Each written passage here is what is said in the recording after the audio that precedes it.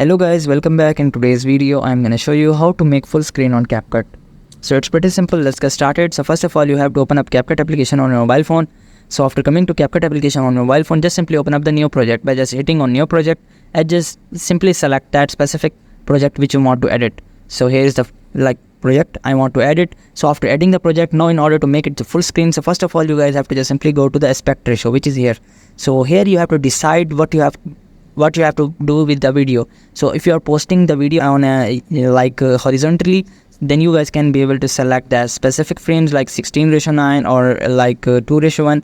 But if you want to post vertical content, then you have to just simply select that specific TikTok frame, which is 9:16. So I'm just selecting for 9:16, and after that, if you want to adjust it lots of time, it is not on full screen. So if you want to make it full screen, just simply hit your project in timeline and just simply make it pinch it to zoom.